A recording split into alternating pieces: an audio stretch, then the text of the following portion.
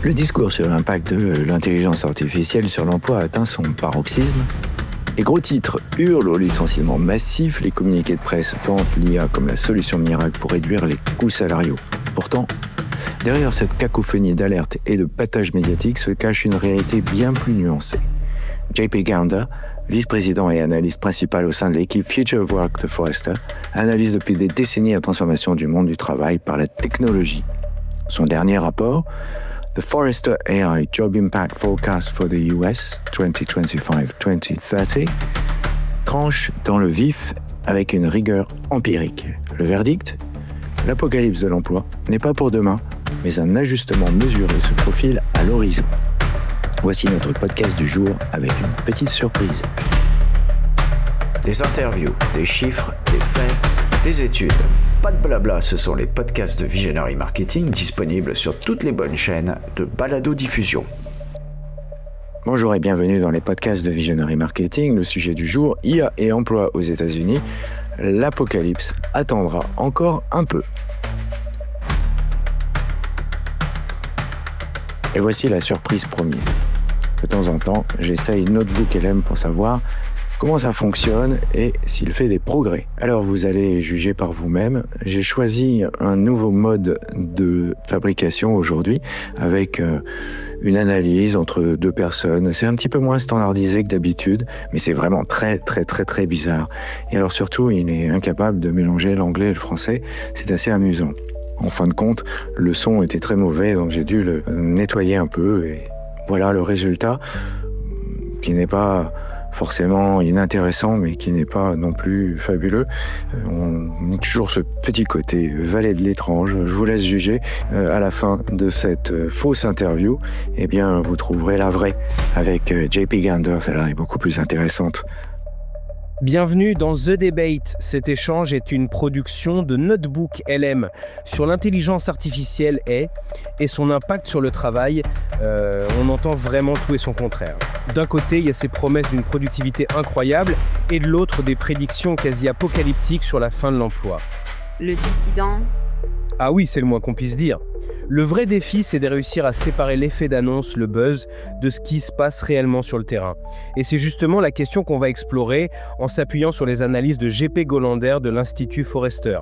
La question centrale est celle-ci, est-ce qu'on assiste, oui ou non, à une révolution structurelle du marché du travail, ou est-ce que l'IA est surtout un prétexte qui masque des dynamiques économiques beaucoup plus classiques ? Pour moi, la réponse est assez claire. Nous sommes au tout début d'une transformation structurelle. Les chiffres ne mentent pas. Profonde de nos compétences. Le dissident, et moi je pense au contraire que ce discours est très en avance sur la technologie. Entre les obstacles techniques bien réels, le manque de gains de productivité qu'on peut mesurer et, il faut le dire, l'utilisation de l'IA comme un bouc émissaire bien pratique, je suis convaincu qu'on est encore très loin de la révolution qu'on nous annonce. Bon, alors commençons par les chiffres. L'analyse de Forrester n'est pas un pamphlet alarmiste, elle est très factuelle. Elle anticipe une perte nette de 6% des emplois aux États-Unis d'ici 2030. Ça peut ne pas sembler énorme comme ça, mais ça représente 10,4 millions de postes. Le mot-clé ici, c'est structurel. Expliquez ce que vous entendez par là. Parce que des emplois, ils s'en perdent et ils s'en créent en permanence. C'est le cycle normal de l'économie. Exactement. Mais contrairement aux pertes d'emploi de la crise de 2008, qui étaient, disons, conjoncturelles et qui ont fini par revenir avec la reprise, celles-ci sont différentes. Gownder est très clair là-dessus. Ces emplois sont remplacés par le travail des machines. Ils pourraient donc ne jamais revenir. Et cette prévision, elle ne sort pas de nulle part. Elle s'appuie sur une méthode très concrète. Les analystes ont pris la base de données honnête du Bureau of Labor Statistics. Le dissident... Attendez, juste pour que ce soit clair pour tout le monde, honnête, qu'est-ce que c'est exactement ? C'est une sorte de catalogue encyclopédique de tous les métiers qui existent. Il détaille chaque tâche, chaque compétence requise pour plus de 800 professions, du comptable au soudeur. Forrester a comparé tâche par tâche ces exigences avec les capacités actuelles et prévisibles des différentes formes d'IA. Ce n'est donc pas une vague prophétie, c'est une projection basée sur des tâches très concrètes. Le dissident, d'accord. La méthodologie est solide sur le papier, je le conçois, mais elle analyse le potentiel de substitution. Ce que Gownder observe lui-même sur le terrain, c'est que la décision de licencier, elle, est souvent motivée par quelque chose de bien plus classique. Il dit que l'IA est trop souvent un bouc émissaire commode. Qu'est-ce que ça veut dire, commode ? Me dissident, ça veut dire que c'est une justification parfaite. Il affirme que, je cite, 9 entreprises sur 10 qui annoncent des licenciements liés à l'IA ne disposent pas encore de solutions d'IA matures. En clair, elles licencient pour des raisons financières, pour réduire les coûts. Et elles habillent cette décision en la présentant comme une adaptation inévitable à la technologie. C'est socialement plus acceptable que de dire on délocalise ou on réduit la masse salariale. La technologie devient l'excuse, pas toujours la cause. Je vois l'argument, mais je le formulerai un peu différemment. Même si l'IA n'est qu'un prétexte dans certains cas, le fait même qu'on l'utilise comme tel, ça montre bien que le vent a tourné. Ça signale un changement fondamental dans la valeur qu'on accorde à certaines compétences humaines. Et la pression est bien réelle sur des métiers spécifiques. On ne parle pas d'une menace abstraite. Les rédacteurs techniques, par exemple, ou les souscripteurs en assurance, leur métier est directement concurrencé par des IA qui analysent des milliers de données en quelques secondes. C'est une tendance de fond. Mais les exemples concrets montrent souvent l'inverse. Prenez le cas de Klarna, cette grande entreprise suédoise de paiement. Ils ont fait les gros titres en annonçant qu'un chatbot allait faire le travail de 700 agents. Ils avaient même calculé les millions d'économies. Le résultat ? La qualité du service s'est effondrée, les clients étaient furieux, ils ont dû, discrètement, réembaucher des humains. C'est un cas d'école du décalage entre la com et la réalité. C'est un exemple de friction dans l'adoption, je vous l'accorde. Mais ça ne remet pas en cause la transformation des métiers de col blanc, qui sont au cœur du sujet. Leurs postes ne disparaissent pas forcément, mais leurs fiches de poste, elles, sont en train d'être complètement réécrites. Un marketeur aujourd'hui, et Gownder insiste beaucoup là-dessus, ne peut tout simplement plus faire son travail efficacement sans maîtriser des outils d'IA. Il ne s'agit pas de remplacement, mais d'une augmentation forcée des compétences. C'est s'adapter ou devenir obsolète. Le dissident. Vous parlez d'augmentation, mais vous sous-estimez les risques que ces outils introduisent. On ne peut pas ignorer le problème majeur des hallucinations de l'IA. Ces moments où le modèle invente littéralement des faits, des sources. C'est un défaut de jeunesse de la technologie qui va s'améliorer. Le dissident. Peut-être, mais en attendant, les dégâts sont réels. Regardez ce qui s'est passé chez Deloitte en Australie ou au Canada. Des rapports officiels livrés à des gouvernements se sont révélés truffés d'erreurs, de citations inventées et même d'une fausse décision de justice, le tout généré par une IA. Vous imaginez le risque pour la réputation ? Ça force les entreprises à mettre en place une vérification humaine si lourde que les gains de productivité promis s'envolent. La supervision humaine est nécessaire, c'est certain. Mais ça va plus loin. Il y a un effet pervers. Une étude de la Harvard Business Review a montré quelque chose de fascinant. Des consultants qui utilisaient ChatGPT pour faire des prévisions devenaient trop confiants. Ils passaient moins de temps à challenger leurs propres idées et au final, ils produisaient de moins bons résultats que ceux qui n'utilisaient pas l'outil. L'IA peut donc non seulement se tromper, mais elle peut nous rendre plus mauvais si on ne l'utilise pas avec un esprit critique. Je vois bien les limites que vous pointez. Mais elles me semblent être des problèmes de déploiement, pas une remise en cause de la vague de fond. Vous vous concentrez sur les difficultés actuelles, mais vous ignorez la vitesse à laquelle tout ça arrive.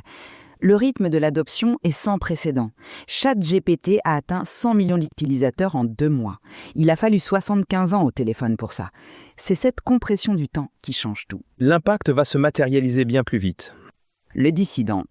Ah, mais cette comparaison me semble trompeuse. On ne peut pas confondre l'adoption d'une application par le grand public, souvent pour un usage ludique, avec le déploiement d'une solution fiable et sécurisée dans les processus complexes d'une entreprise. Ce sont 2 mondes différents. Mais l'un nourrit l'autre. Cette adoption massive crée une pression sur les entreprises pour qu'elles s'y mettent.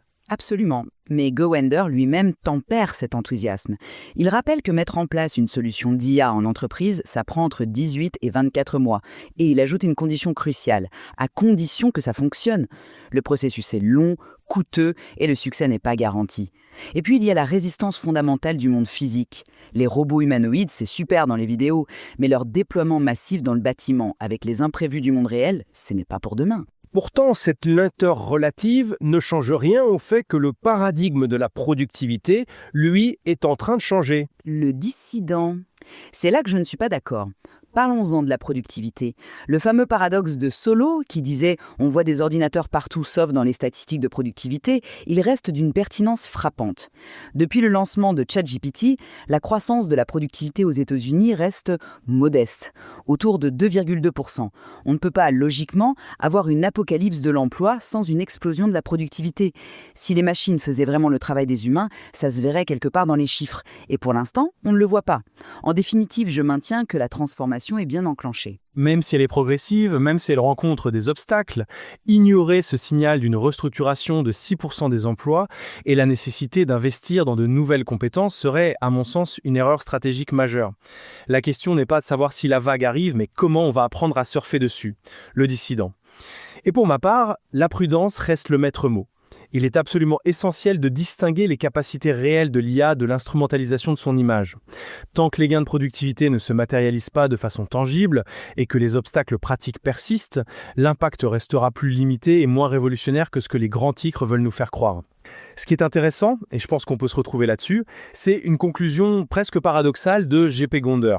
Il dit, et je le cite, « L'ironie de l'IA, c'est que la façon de réussir aujourd'hui passe par l'investissement dans vos collaborateurs humains. » Le dissident. Ah, je suis entièrement d'accord. C'est le point de convergence fondamental. L'élément humain, loin de devenir obsolète, devient plus crucial que jamais pour piloter cette technologie, pour exercer un jugement critique, pour corriger ses erreurs. La machine, au fond, fournit des options, mais c'est l'humain qui prend la décision. L'analyse de ces différentes perspectives est donc cruciale pour naviguer dans cette période, pleine d'incertitudes. Et le matériel que nous avons examiné aujourd'hui offre encore bien d'autres pistes de réflexion sur ce que sera l'avenir du travail. Le dissident, la véritable discussion, en anglais, suivra cette introduction. So I'm here with JP Gownder from Forrester Research. Hi JP, it's been a while. We've interviewed you about the metaverse in 2022 and good news is your predictions were right. So I've invited you to talk about your latest report, which I found very interesting, the Forrester AI Job Impact Forecast for the US 2025-2030. And honestly, I really like to pick your brains about what's going on with this AI job impact, because it's very hard to figure out what's happening. To some, this is the end of the world, that no jobs exist anymore. We're all going to have heard the term job apocalypse said a couple of times. And to others, no, this is just not a problem. It's the Solow paradox again. And actually, your report opens with artisans stop hiring humans ad campaign. And you found out, though, that 9 out of 10 companies announcing AI layoffs, including Klarna and others, don't actually have mature AI solutions ready or even have rehired everybody else afterwards. So, I mean, is this whole thing about AI used as a means to lay off people, is it just a red herring? Or? Well, thank you for having me on. I appreciate it. So I think a couple things are happening here. There is a difference between what happened in 2025, where we had a lot of white-collar layoffs, where the media kind of juxtaposed layoffs with AI. And then when you actually talk to over 200 end-user enterprise companies, as I have, what you find is oftentimes there are some misconceptions in the C-suite. The CEO says, we're going to lay off 20% of people, and by the way, let's go backfill their work with AI. Now, that is not an AI replacement because it could take you 18 to 24 months to stand up an AI solution that would do that work, if it works at all. So some of what we're seeing is a replay of 2011 when IBM Watson won Jeopardy, the game show, and everyone panicked. And for the next 5 years, everyone thought they were losing their jobs to Watson. But I will say this, clearly there is something qualitatively different on the technology side. There are things that we can do now that we couldn't do before. So our view, which is meant to be a very empirical look at the market, suggests that the AI layoffs have not really started yet. that they will be coming down the line, but that they also will not be as numerous as the big doomsayers think. Yes, well, you even cite the 6% number, but we'll get back to that in a few moments when we go through the methodology. But okay, so what I hear from you is that there is no job apocalypse right now, but there may be some sort of a mini job apocalypse in the future. I think that's fair. 6%, as you know, is a lot of jobs in the U.S. economy. That's like 10.4 million people. And half of that would be generative AI. The other half is automation, physical robotics, and non-generative AI. The truth of the matter is, during the Great Recession of 2008, 2009, the United States lost 8.7 million jobs. So that was apocalyptic for the people who lost their jobs.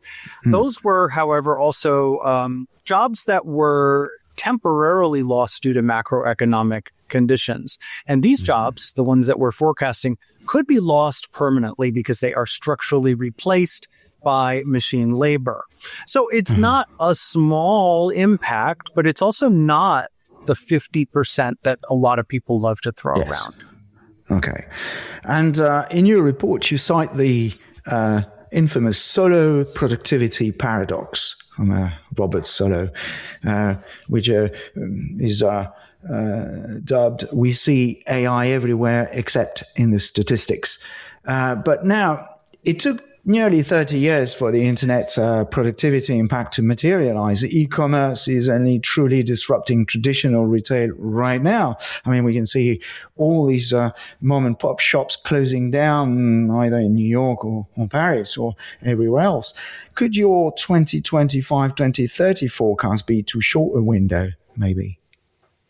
Well, the truth is that we've been doing forecasting for a long time, and anything that you forecast beyond 5 years is effectively an impression. It is not something that you can do with any degree of specificity or empirical accuracy. And so we are reluctant to do that. It is true that things take, a while to sort of become a part of the transformation. But look at the sort of speed at which we are now adopting technologies. It definitely has sped up over time. To take an example, and there's some good academic research on this as well, it took 75 years for the telephone, the original landline, to reach 100 million users. So that's from 1878 plus 75 years. It then took 16 years for the PC to be adopted by 100 million people. It then took 7 years for the mobile phone to become adopted by 100 million people, and it took 2 months for ChatGPT to be used by 100 million people. So yes, clearly, technology is a little different than it used to be, but what we are seeing with AI at this point in the market is an awful lot more failure than people, meaning the media and tech vendors, would like you to think. Okay.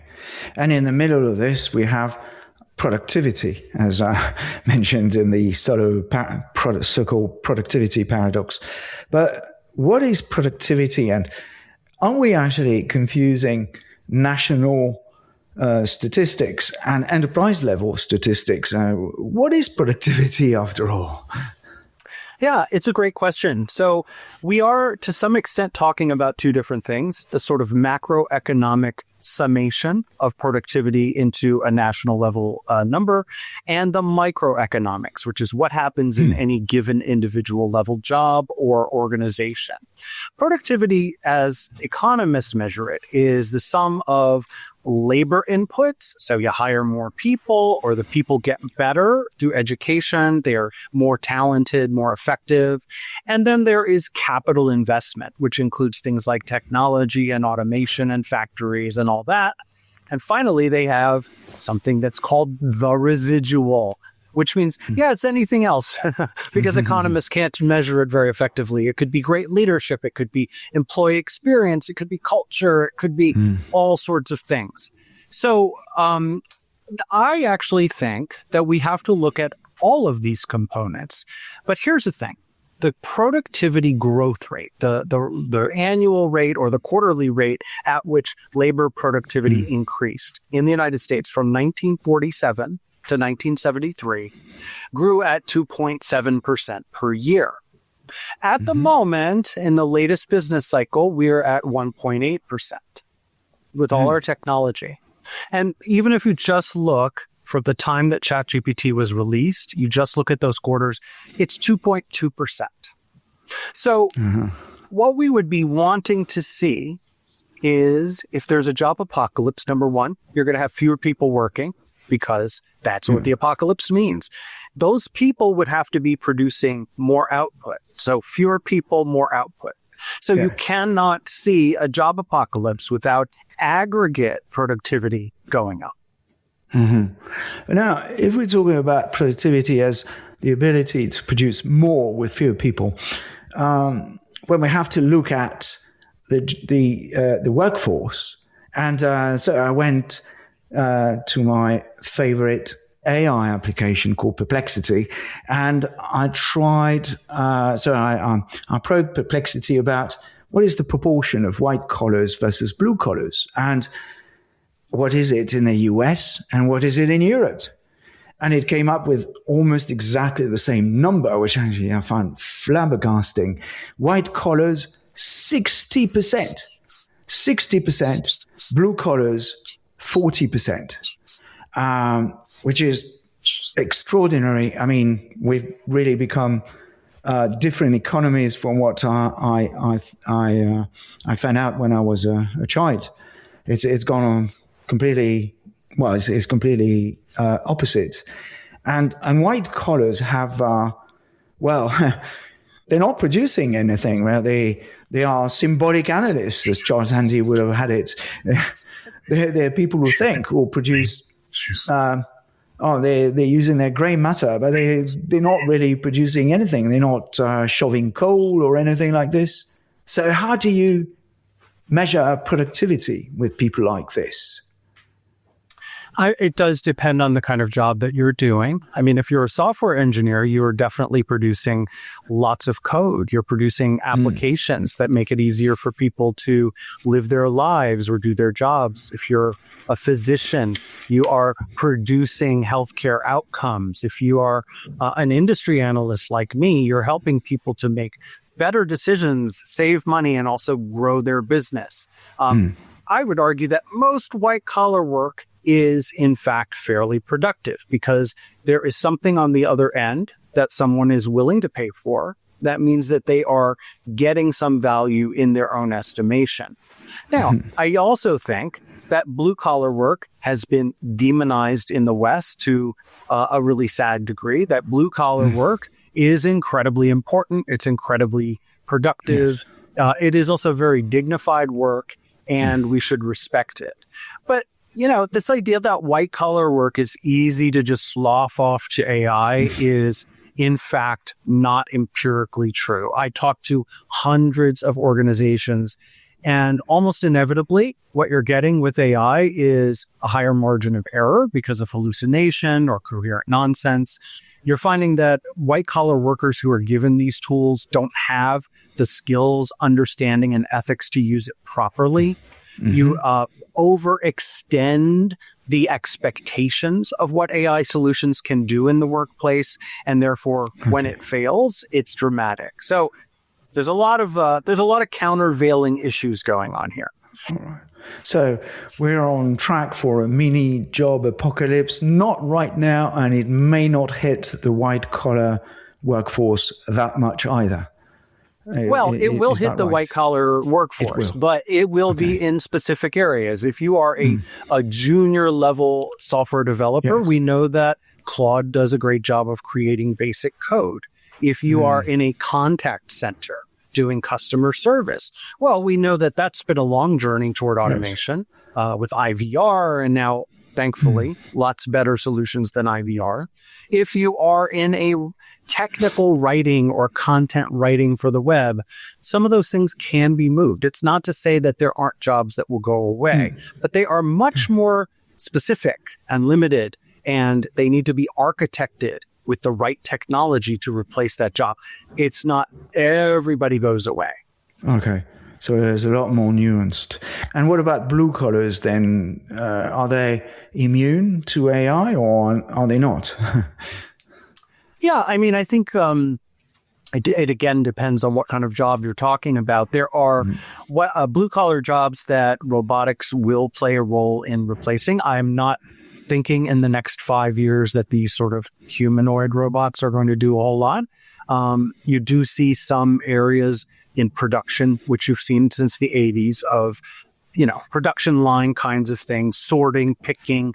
Robots are a little bit better at that in a warehouse, at sorting and picking using computer vision, for example, and maybe even something like building housing, right? We've seen some interesting work with robots that can actually lay brick or lay cement. But again, they're only going to be a part of the picture. Mm-hmm. Okay. Let's get back to this methodology and your forecast, which projects a 6% net job loss by 2030.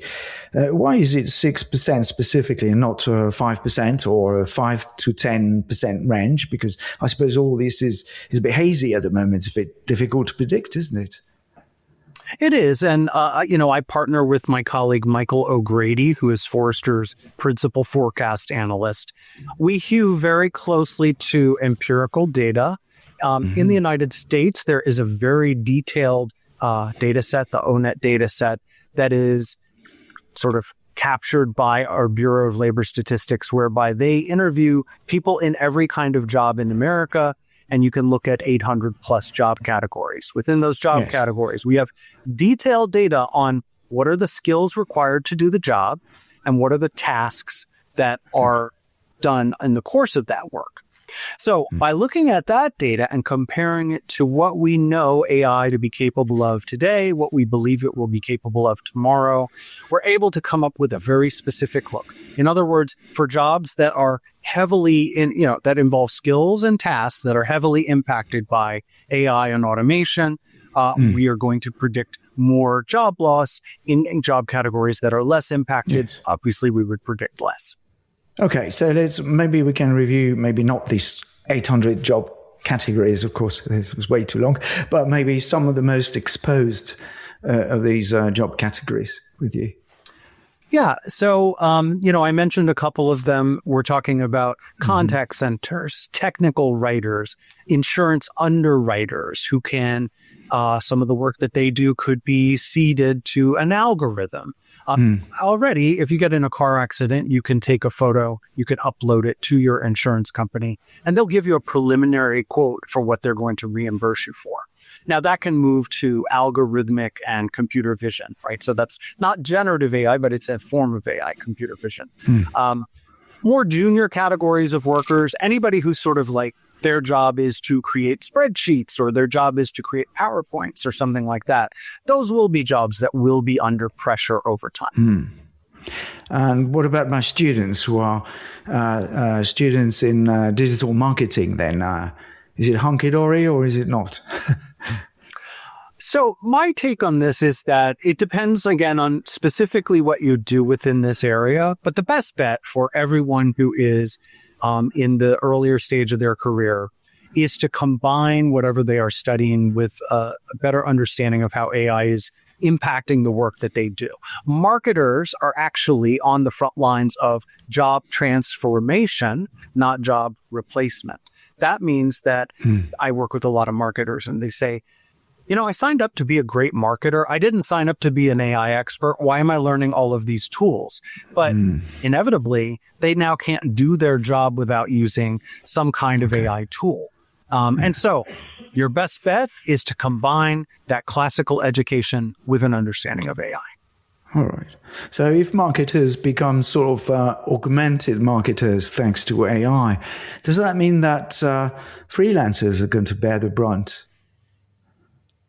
Well, there is a sense in which our white-collar economy has another transition, right? Which is that people are becoming much more likely to be freelance or gig economy workers at all levels.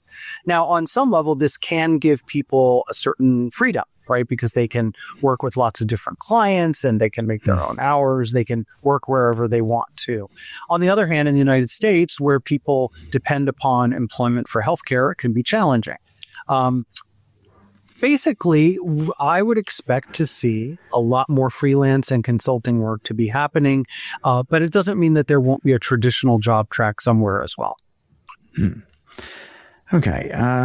I reported on, actually translated a piece by Fred Kvaza about what's going on in this area, and his piece was very inspirational, I must admit.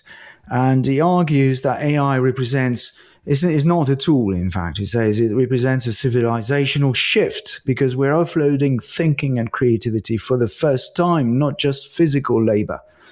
Does your quantitative methodology capture this qualitative difference, or might it underestimate the disruption?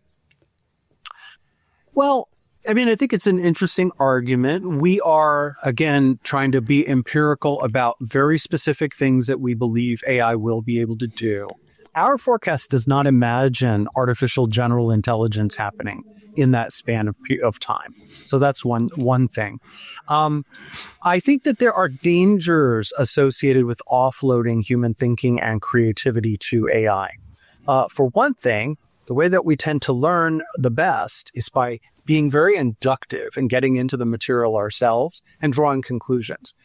But if I go off and I ask an AI for its initial take, basically, it's thinking first, and then I'm going back and editing. But I'm very led. I'm a led witness, if you will.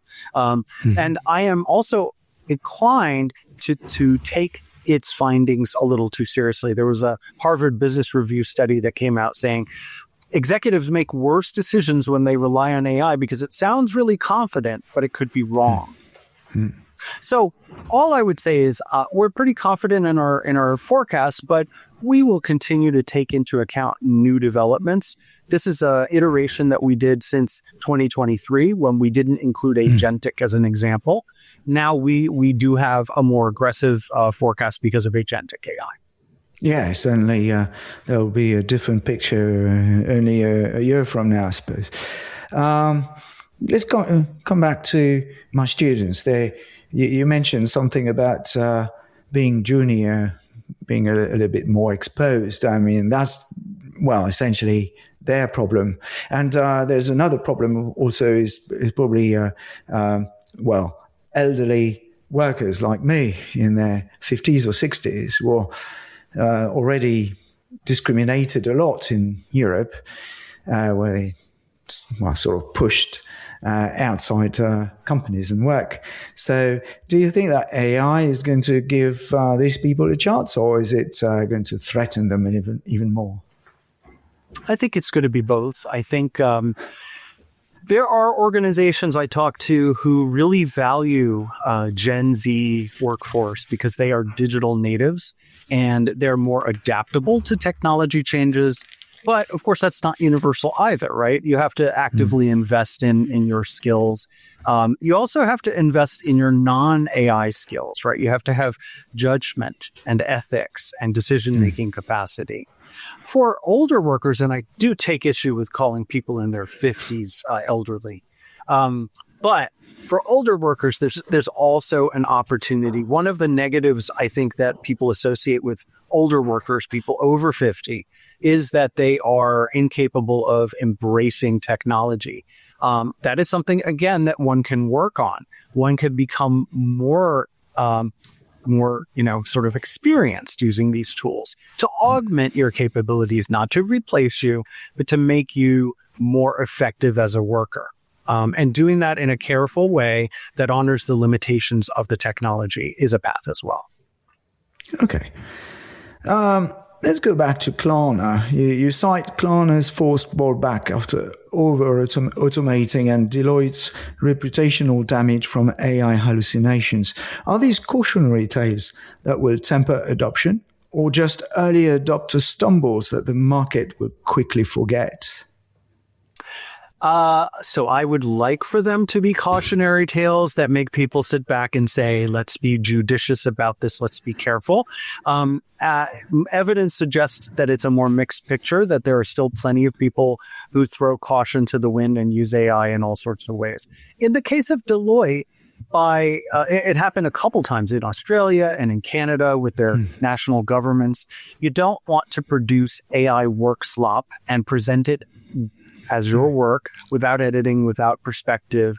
That is a losing proposition. And again, it was easy to detect because there were hallucinations and errors. In Klarna's case, they really over-automated, and then they suddenly had the epiphany that by losing their human talent, that they were not providing a good customer experience. So I want people to be judicious and careful, and I want them to use it appropriately rather than kind of throwing caution to the wind. Well, in other words, it's going to take time for these technologies to sink in. Yes, and the people need to learn how to use them appropriately. Again, if you're over-reliant on the tool, if you underestimate hallucination, if you think that this fancy agent that just got produced is now perfect because, well, it's an agent after all. It's not just a natural language sort of model. You're going to be wrong. Like, there's still problems. So we need to use these things with a lot of testing, a lot of education, and a lot of judgment. Okay, so that's good news. That's still work for us and for our students as well. Maybe just to finish this interview, if you had one piece of advice for business leaders and one for workers navigating this transition, what would it be? Yeah, I want business leaders to work from the principle of human centricity, right? The irony of AI is that the way that you succeed with AI today in 2026 is by investing in your human employees, because this is a technology that can be used to augment your productivity. But I need to be equipped with the ethics and the hard skills and the soft skills and the motivation and the understanding of when to use it. So invest in your people counterintuitively. And for the workers themselves, also embrace the change. You have to be adaptive in today's economy, and it's only going to become a more adaptive economy. You have to invest in your skills. Again, this doesn't mean use AI for everything, but become conversant with its strengths, its weaknesses, and try it out a bit. Okay, taking a step back and working on your creative thinking skills then, I suppose. Thank you very much, JP. That was really interesting, as usual. Thank you very much, and we're looking forward to reading your next report on this subject. Thank you very much indeed. Thank you for having me. Surtout, n'oubliez pas de mettre une bonne note à ce podcast si vous l'avez apprécié.